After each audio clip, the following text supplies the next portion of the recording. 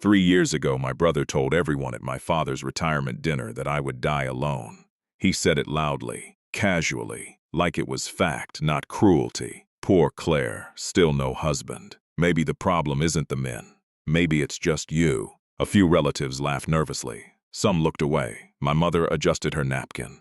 My brother smiled. I simply set down my fork, took a breath, and said one sentence. Actually, Marcus. Hez parking the car. The laughter stopped. The doors of the restaurant opened. A man stepped inside. Tall, dark suit, quiet authority in the way he moved, the kind of calm that doesn't perform itself. The moment Marcus saw him, the color left his face. Not because of how the man looked, because of who he was. And Marcus knew. Everything he had done, every lie he had told, every moment he believed he had escaped, had just walked through that door. Retirement parties have a way of exposing people. Not the guest of honor. The guests strip away the music, the centerpieces, the toasts, and what you're left with is a room full of people deciding, consciously or not, who they are going to be that night. My father had served as a federal judge for 31 years. His retirement dinner was held at a steakhouse in downtown Charleston, South Carolina. Private room, white tablecloths, photographs of his career arranged across a long display board near the entrance. I arrived alone as usual, not because I had no one, because I had learned that walking into a room alone when you'd survived what it'd survived was its own form of strength. I wore my navy dress, simple, professional, the same one I'd worn to a Senate briefing 6 months earlier. Nobody at this dinner needed to know that. But I knew, and sometimes knowing is enough. My father stood near the bar talking to his old law school friends. He saw me and waved. His smile was genuine. Of all the complicated people in my family, my father had always been the most straightforward about his affection. He loved his children. He simply hadn't always known how to protect them from each other. My mother found me first, Claire. She kissed my cheek, stepped back to look at me. You look tired. That was her version of a compliment. Long week, I said. You're always busy. She said it the way people say it, when they don't entirely approve. Have you eaten? They have those little crab things you like. I'm fine, Mom. She started to say something else, then stopped. Her eyes drifted toward the far side of the room. I followed her gaze. Marcus. My older brother stood in the center of a circle of cousins and family friends, holding court the way he always did. Big gestures, loud laugh. The story he was telling had already made 2 people double over. He was good at that, making people love him in rooms. What he was less good at was being who he appeared to be when the room emptied. I had learned that lesson at 26, the hard way. Marcus and I had once been close. When we were children, genuinely close. He was 7 years older, which meant he'd always seemed larger than life to me, smarter, more capable, more sure of himself. I used to follow him around the neighborhood like he had answers to questions I hadn't thought to ask yet. Looking back, what I mistook for confidence was simply comfort. Marcus had always been comfortable.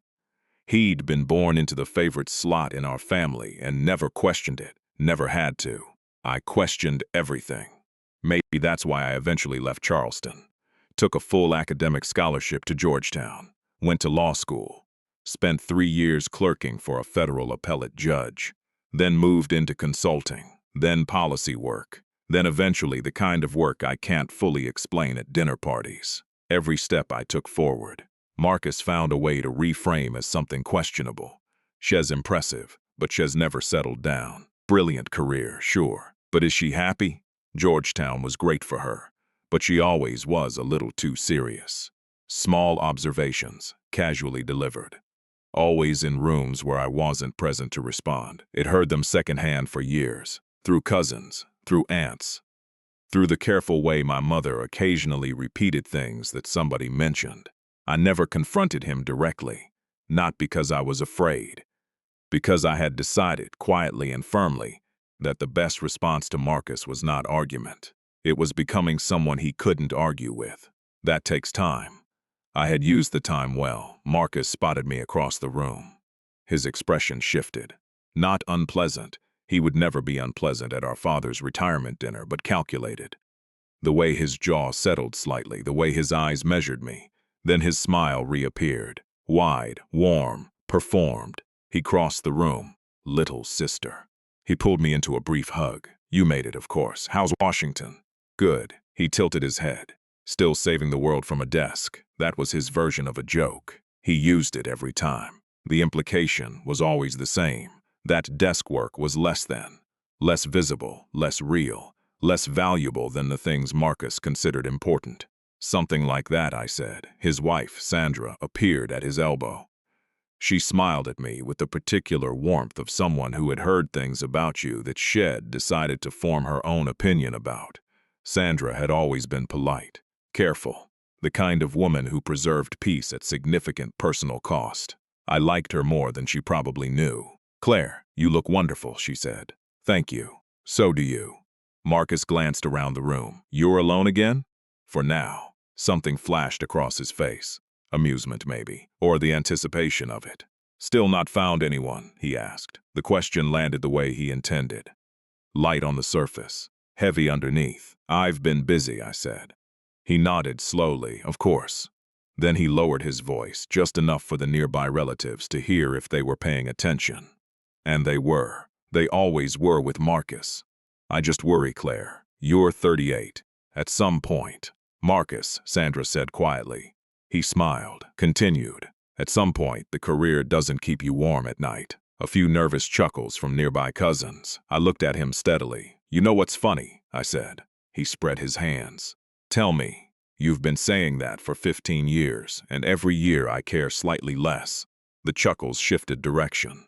Marcus' smile held, but something behind it flickered. He reached for his drink. Just looking out for you. I know. I smiled back. Grandma would have approved of that smile. You always are. To understand that evening, you need to understand what happened 3 years before it. And to understand that, you need to understand a man named Daniel Cho. I met Daniel during my 3rd year of law school. He was a visiting economics professor, 34 years old, thoughtful, precise, the kind of person who read the footnotes in contracts and actually cared what they said. We met at a faculty mixer I attended only because my academic advisor guilted me into going. Daniel was standing in the corner, looking equally uncomfortable. You look like someone would rather be reading, I said. He looked at me. You too. That was how it started. We dated for 2 years, quietly, carefully, building something that felt steady rather than dramatic. He was methodical. I was intense. Somehow those things balanced each other. He made me slow down. I made him take risks. By the time I was 33, we had talked about marriage, not hypothetically, specifically. He had looked at rings. I had thought about venues. We were in the careful, deliberate process of 2 people who didn't believe in rushing, deciding, together, that they were ready. And then Marcus happened. My brother had met Daniel exactly once before the incident. At a family barbecue the previous summer. Had been pleasant.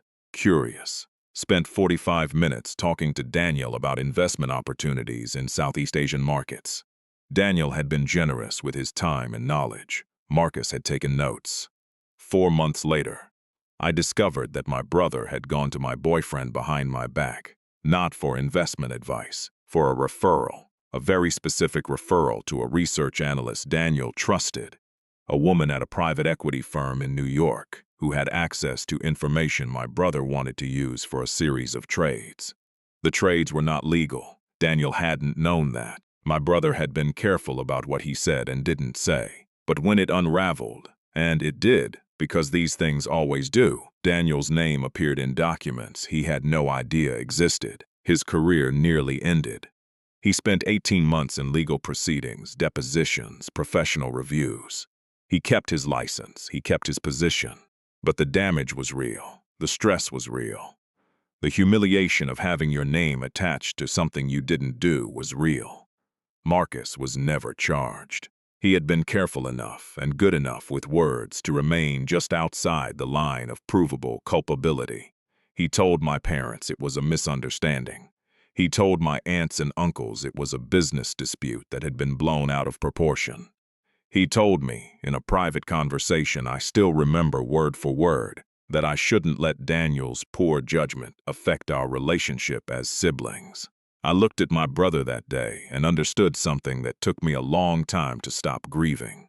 He was not sorry. He was not capable of being sorry. The only thing he regretted was that it had inconvenienced him socially. Daniel and I ended things 6 months after the investigation closed. Not because of what Marcus did, exactly. Because of what I saw in myself during the process. How long I had minimized my brother's behavior. How many times I had explained away patterns I should have named years earlier. How completely I had underestimated the cost of looking away. Loving Daniel had been real. Losing him was painful, but the more honest loss was the version of myself I'd carried for decades. The one that believed blood was a reason to overlook damage. She was harder to let go, but she went. After Daniel, I threw myself into work, took an assignment in Brussels, then a consulting contract in Singapore, then back to Washington for a role that required more clearance than most of my family members knew I'd ever needed. The distance helped, the work helped. One conversation at a time, I rebuilt something inside myself that Marcus had been chipping away at for years without me fully realizing it. Not confidence, I had always had that. Something quieter. Permission. Permission to stop making room for people who used closeness as a strategy. That process took 2 years. In the 3rd year, I met James. I met James Okafor at a policy summit in Nairobi. That sentence still makes me smile. Not because it's romantic, but because it is so completely unlike how I had always imagined things would go for me. I had grown up assuming that if there was a significant person in my future, he would arrive through some sensible, predictable channel. A mutual friend, a professional overlap, maybe a library, instead Nairobi, a policy summit, a broken air conditioning unit in the conference center, and a man standing beside a coffee station reading a briefing document with the focused expression of someone who would not stop reading it until it made sense. I recognized that expression. I wore it often. I poured my coffee. He glanced up. "You're the one who asked about the land tenure clause," he said. I paused. "You were listening?" Everyone was listening. It was the first good question in 4 hours. I looked at him carefully. He wasn't flattering me. He was reporting a fact. I sat down. We talked through the coffee break, then through lunch, then, at his suggestion, through a walk around the conference grounds while the afternoon session ran without us. He was Nigerian-British, a development economist who had spent the last 12 years working on agricultural policy in sub-Saharan Africa. His work was unglamorous and consequential in equal measure. The kind that never made headlines but quietly changed the conditions in which millions of people grew food and survived. He was 51. I was 37. Neither of us brought up those numbers. Neither of us needed to. He was direct without being aggressive, confident without performing it. When I disagreed with him on a policy point, he didn't redirect or soften. He engaged. He actually wanted to know why I thought what I thought. That was unusual. More unusual was that after 48 hours in the same professional space, he asked if I'd be in London the following month. I would be. We had dinner at a small restaurant in Islington. Then 3 weeks later, dinner again in Washington. Then calls that started as professional and became something else without any formal announcement. Then visits. Then an overlap of calendars that had once seemed impossible and gradually became essential. James was not a man who rushed things. He had spent a decade building policy frameworks in places where rushed decisions cost lives. He brought that same patience to everything, including us. "I want to be honest with you," he said one evening, maybe 8 months in. We were walking near the water in Georgetown. Late spring, warm air. The kind of evening that makes cities feel briefly like they belong to whoever is walking through them. "About what?" I asked. "I've been married before. Ended badly. Not because of a dramatic betrayal. Because I was absent for too many years and my wife eventually stopped waiting." I looked at him. "Why are you telling me this?" "Because I want you to know the whole picture, and..." He was quiet for a moment. "And because I'm asking if there's room in your picture for someone who made that mistake and learned from it." I thought about Daniel, about Marcus, about every version of trust I'd extended over the years and watched come back to me damaged. Then I thought about the person I had become since. The one who no longer needed saving. The one who had stopped auditing herself for other people's comfort. There might be, I said. He nodded. No rush, no pressure. That was the night I decided. We married 14 months later. A small ceremony in London. His daughter from his first marriage was there. 2 colleagues I considered genuine friends. My father, who had been told quietly, and who had cried discreetly into a handkerchief and pretended it was allergies. My mother knew. She came briefly and hugged me tightly at the end. I did not invite Marcus. He didn't know the wedding had happened. Nobody in Charleston knew James Okafor existed in the way he existed in my life. My father knew, my mother, in outline. But I had stopped sharing the architecture of my interior life with people who had shown me they would use it against me. I knew that eventually the secret would surface. I had been waiting for the right moment. My father's retirement dinner was the right moment. Not because I planned it, exactly, but because Marcus handed me the moment himself. By 8 o'clock, the dinner had moved through appetizers and into the kind of warm, wine-loosened conversation that makes family gatherings feel almost safe. Almost. Marcus had been circling all evening. Each pass a little more pointed, each comment a little more aimed. He mentioned twice that I looked tired. He asked whether my apartment in Washington was enough space for just one person. He told a story about a colleague of his. Brilliant woman, brilliant career, but she just never prioritized her personal life. And now she's fine, but while looking directly at me. The assembled relatives watched with the quiet attention of people who had witnessed this dynamic for decades and had made their peace with observing it. I said very little. Sandra refilled my water glass and gave me a look of quiet solidarity. Around 8:30, my father stood to give a brief speech. He talked about the law, about patience, about the strange way 30 years disappears when you've been fortunate enough to do meaningful work. His voice cracked once when he mentioned my mother. He gathered himself. He thanked everyone in the room by name. When he said my name, he paused. Claire has always been the one who kept her counsel, he said. She never told you what she was doing until it was done. That used to frustrate me, he smiled. Now I understand it. She was simply waiting until she had something worth saying. I looked at my father. His eyes met mine. Something passed between us that didn't need words. Marcus began a toast of his own after that. Warm, polished, full of the kind of brotherly affection that sounds exactly right until you've watched it be constructed from nothing over a period of decades. He raised his glass, and to my little sister Claire, who is brilliant, who is formidable, he smiled in my direction, and who, we all hope, will one day find room in that very full schedule for someone worth sharing it with. Laughter, warm, practiced, comfortable laughter. I set down my glass, waited, then said, clearly enough for the whole room to hear, actually Marcus, has parking the car. Silence. Marcus blinked. What? My husband. He flew in this afternoon. Has parking the car. Nobody moved. Marcus laughed. But the laugh was wrong. Too sharp, too quick. You got married 14 months ago. He stopped, started again. Why didn't you? You weren't invited, I said, quietly, factually, without particular anger. The room had gone very still. Then the restaurant door opened.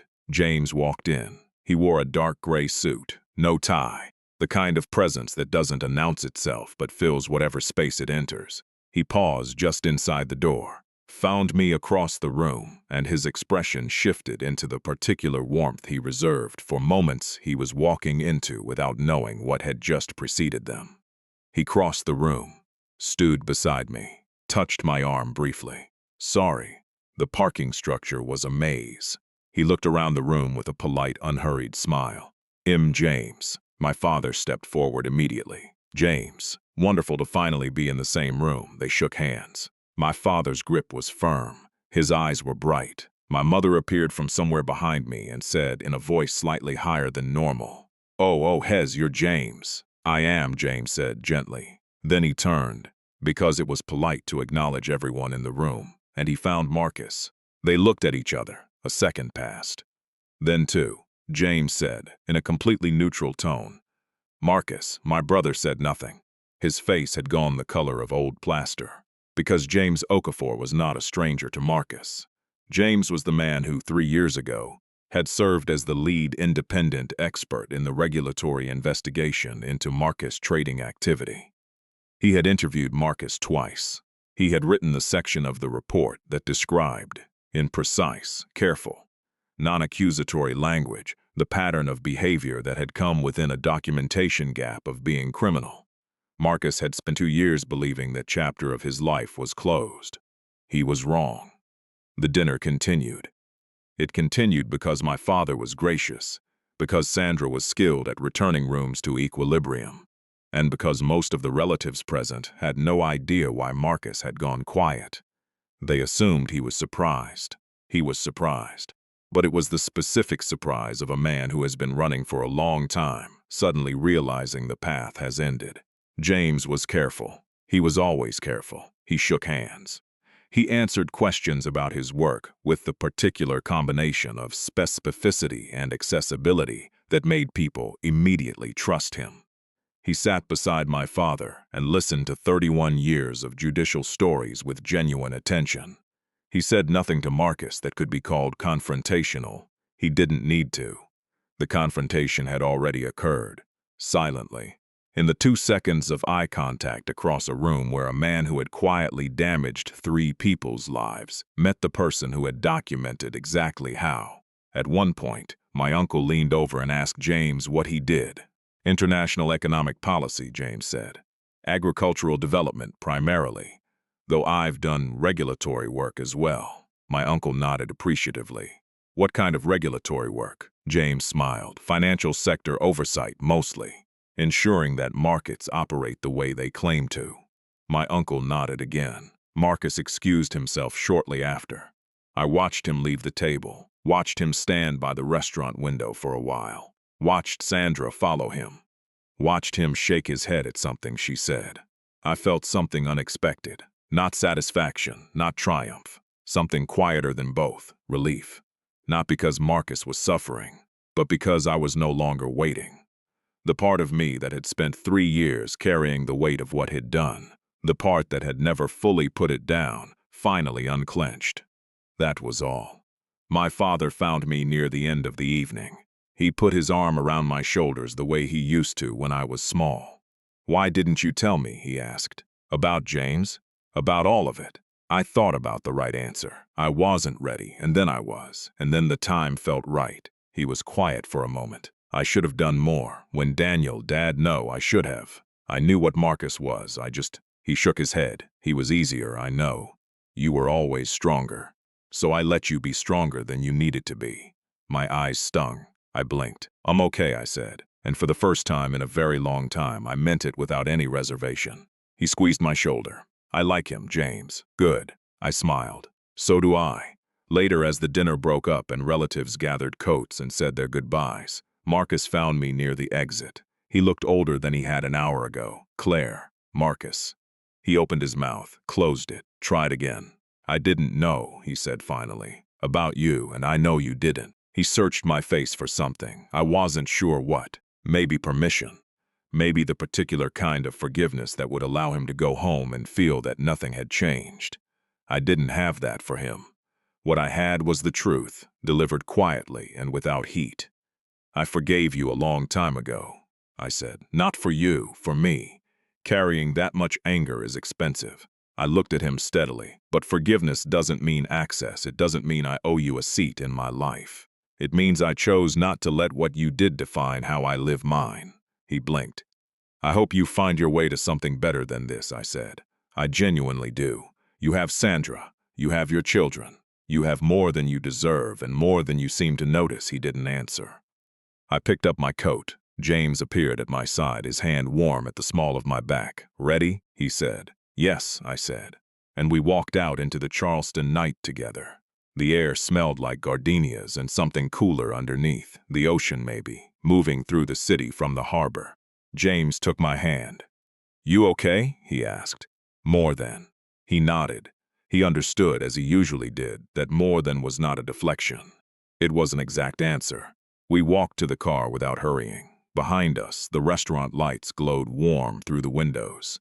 Inside, my father was still accepting handshakes and good wishes.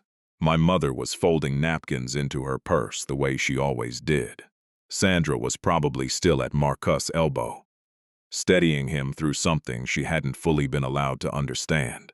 And my brother was somewhere in that light, learning, for the first time, maybe, that the people he'd dismissed had simply been waiting until they had something worth saying, just like my father said.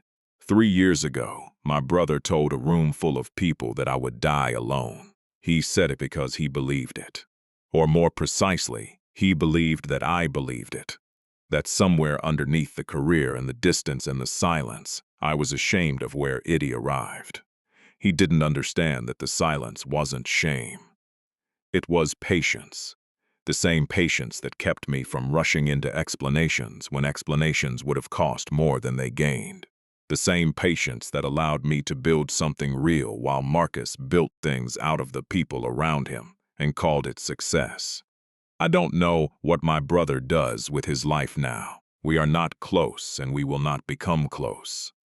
That is not a punishment. It is simply the accurate distance between two people who see the world in fundamentally different ways. What I know is this: the people who underestimate you quietly are doing you a favor, even when it doesn't feel like it. They are leaving you alone to build. They are so focused on what they see as your limitations that they entirely fail to notice what you are becoming. Let them. Your life is not a performance for them. It never was. If this story stayed with you, I'd love to hear from you. Have you ever had someone in your life who underestimated you, only to realize later that it quietly made you stronger? Leave a comment and tell me where you're watching from. We read every single one. And if you believe in stories about resilience, about choosing peace over bitterness, about building a life that speaks for itself, subscribe and stay with us. We have more stories to share. Until next time, take care of yourselves. Your story is still being written. Don't let someone else hold the pen.